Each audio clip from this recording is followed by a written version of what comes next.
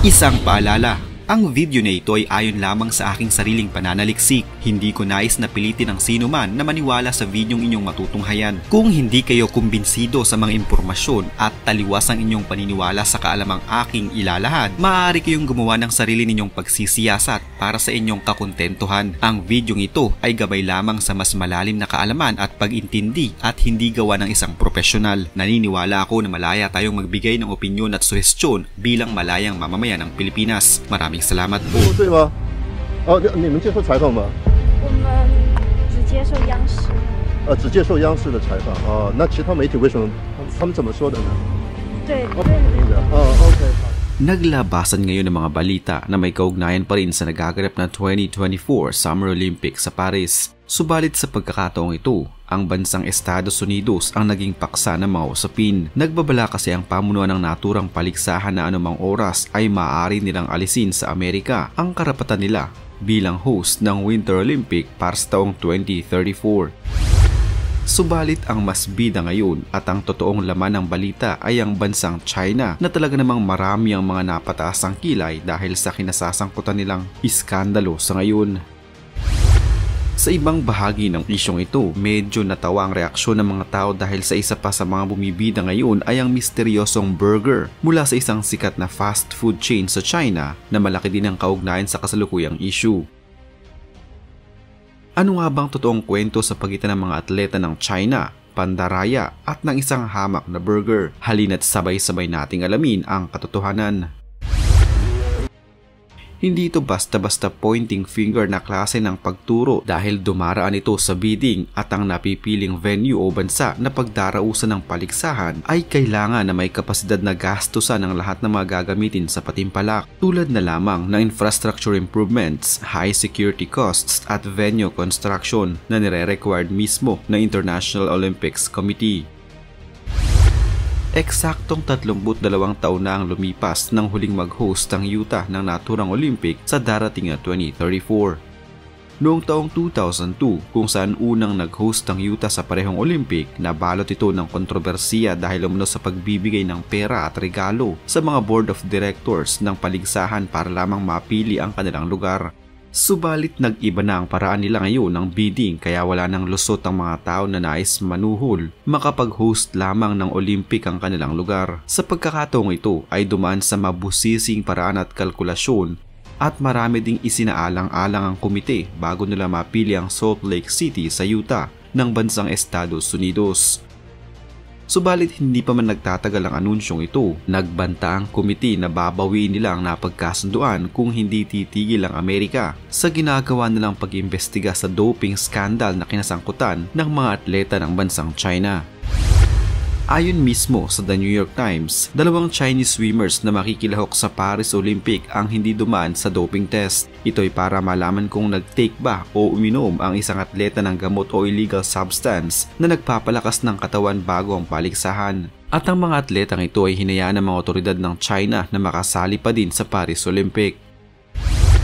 Ilang minuto pa lamang ang nakakalipas mula nang matapos maglaro si Fei Liwei ng bansang China para sa 400 meters freestyle final noong 28 ng Hulyo. Inulan agad siya ng mga tanong ng media. Ito ay tungkol pa din sa iskandalong kinasasangkutan ng kanyang team. Ang 21 years old na atletang ito kasi na mula sa Hangzhou sa China ay isa lamang sa 23 elite Chinese swimmers na nagpositibo sa paggamit ng performance-enhancing drugs noong taong 2021.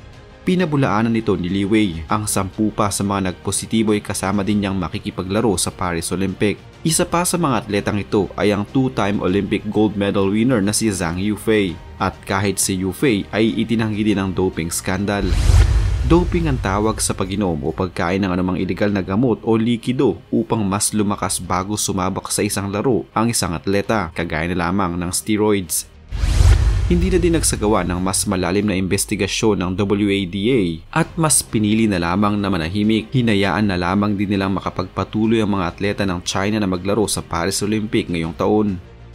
Lumabas ang pahayag na ito ng WADA nang ang 2 pang atleta ng China ay nakasungkit ng mga bronze medal para sa women's 4x100 freestyle relay final noong isang araw lamang. Nakaschedule noon na umattend sa press conference ang 2 nagwaging atleta subalit hindi sila nakarating. Ang tila paglilihim na ito ng WADA ay hindi naging maganda para sa Estados Unidos, lalo at ang bansang ito ay kalaban ng China sa halos lahat ata ng aspeto maging sa pampalakasan. Noong nakaraang linggo, inihayag ng International Olympic Committee na babawiin nila ang desisyon na sa Salt Lake City sa Amerika ay daraos ang 2034 Winter Games kung hindi titigil ang Estados Unidos sa ginagawa nilang pag-iimbestiga sa doping scandal ng China.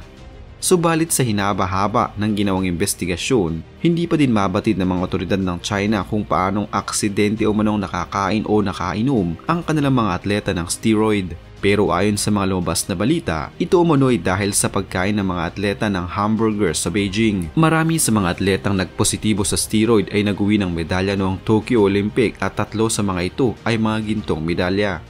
Hindi na gumawa ng mas malalim pang investigasyon ng WADA o World Anti-Doping Agency at hinayaan na lamang ang mga otoridad ng China ang humawak sa kaso at ngayon nga, burger ang sinisisi ng China kaya umano nagpositibo ang kanilang mga atleta ng kinain ng mga ito sa isang restaurant sa Beijing. Ang lumabas umano sa kanilang investigasyon, ang kinaing burger ng mga atleta ay may steroid kaya nagpositibo ang mga ito. Ayon pa sa legendary swimmer na si Michael Phelps, dapat umano ang mga atleta na nagpopositibo sa mga ganoong klase ng gamot at nasasangkot sa mga ganoong skandalo ay habang buhay na ibaban sa kahit anumang klaseng paligsahang pampalakasan. Siyempre, sino ba naman ang maniniwala na dahil sa pagkain ng hamburger kaya nagpositibo ang kanilang mga atleta sa steroid? Nagsasagawa ngayon ng mas malalim pang investigasyon ng FBI at Department of Justice ng Amerika tungkol sa maanumalyang resulta ng investigasyon ng CCP sa dahilan ng pagkakapositibo ng mga atleta ng China sa steroid. Subalit ito ay hinahadlangan ngayon ng WADA at nagbanta pa na sa oras na pakialaman ng Amerika ang investigasyon sa doping scandal ng China, aalisin nila sa Salt Lake City sa Utah ang karapatan nito na mag-host ng 2034 Winter Olympics para ngayong bina-blackmail at pabanta ng Estados Unidos ng WADA. Sa naging pahayag ng US Anti-Doping Agency, hindi nila nagustuhan ang ginagawa umano ng International Olympic Committee na paglilink ng doping scandal ng China sa Salt Lake City 2034 Winter Olympic. Ginagawa muna nila ito para pagtakpan ng China at patigilin ng mga tao sa paghahanap ng sagot sa kung bakit hinayaan nilang makasali pa rin ang mga atleta ng China sa Paris Olympics kahit na nagpositibo ang mga ito sa steroid. Hindi din sila naglalabas ng malinaw na pahayag kung bakit nila inililihim ang naging resulta ng buong test noong taong 2021. Ayon pa sa US, tila ang WADA umano ang mas nag-violate ng rule pagdating sa mga panuntunan ng isang laro na dapat silang nangunguna sa pagpapanatili ng malinis at pantay na paligsahan. Pero magugulat pa ba tayo na kayang-kaya itong gawin ng China? Siyempre hindi na, bilang ang China ay kilalang tuso sa halos lahat ata ng bagay sa mundong ibabaw. Sa ngayon, hindi nila pinapayagan ng kanilang mga atleta sa Paris na makipag-usap o magpa-interview maliban na lamang sa mga media na pag-aari ng China. Ay, 中国队吗？哦，你们接受采访吗？我们只接受央视。只接受央视的采访。哦，那其他媒体为什么他们怎么说的呢？对。OK， 好，谢谢啊。Hindi matatawaran ang ginagawang pag-aalaga ng China sa kanilang mga atleta para mas humusay pa ang mga ito. Mula pa lamang sa pagkabata, katakot-takot na training ang kanilang pinagdaraanan para lamang maging proud ang gobyerno ni Xi Jinping at syempre may pagmamalaki sa buong mundo. Pero sa mga lumabas pang balita, sa tuwing ang isang atleta ay matatalo sa laro, wala na silang halaga para sa China. Minsan pang kumalat ang isang larawan ng isang mahusay na atleta noon ng China pero sa paglipas ng panahon, pinabayaan na lamang nila ito hanggang sa maging isang pulubi na lamang siya. Ang Olympic ay dapat na maging tulay para sa mga nasyon na magkaroon ng pagkakaisa at pantay-pantay na karapatan. Nagkakaisa sila upang makipagtagisan ng husay sa paraan na walang malalamangan at walang manlalamang.